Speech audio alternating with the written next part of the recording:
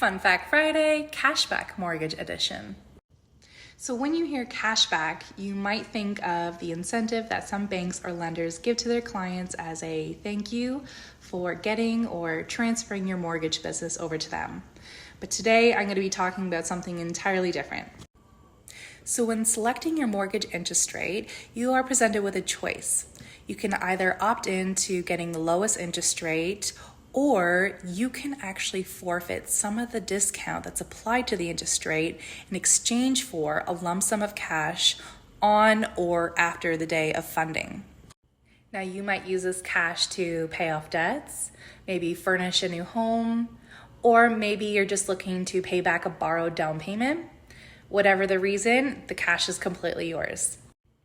Now you may be thinking, cashback sounds great and all, but how much higher is the interest rate if you were to opt into this program?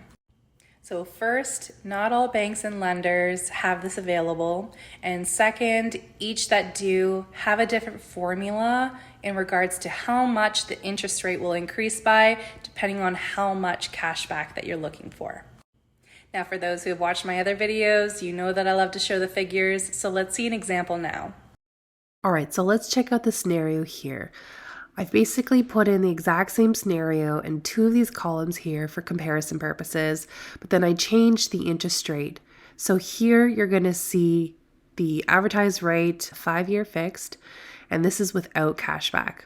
Then we're going to look over here, and in this scenario, everything is exactly the same except for this is opting into their maximum when it's 5% down on a purchase. Their maximum cashback is 3%. Here that interest rate increased to 6.69%. So 0.75% increase to the rate for 3% cashback. Now the 3% cashback is on this total mortgage loan figure. So as you see, the home price is $400,000. Then let's say you've got 5% down. There's a default mortgage insurance premium that's added on in this case when you have anything less than 20% down. So then that amount here gets rolled in to the mortgage loan, and that's why you see a total of $395,200. Something else I wanted to point out here is I wanted to see in comparison the term interest paid, because when you're taking on a higher interest rate for this cash, I just want to show that you are paying for that cash in a sense, okay? So here it's showing that between the two scenarios, you're paying $14,349, and the cash you would be getting back is actually less than this. So this is why we need to make sure we always run the numbers and make sure if it does make sense for us or if it doesn't, so that you always know the true cost of borrowing when it comes to programs like this.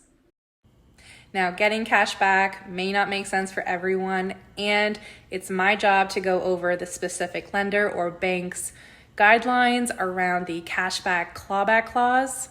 Cashback clawback clause. Basically a massive penalty if you break your term. And this is just so you're fully aware of what you're opting into and making sure that aligns with not only your financial goals now, but as well as in the future. I definitely wish I knew about this when I was a first-time home buyer. So if this has piqued your interest, feel free to reach out to me for more details.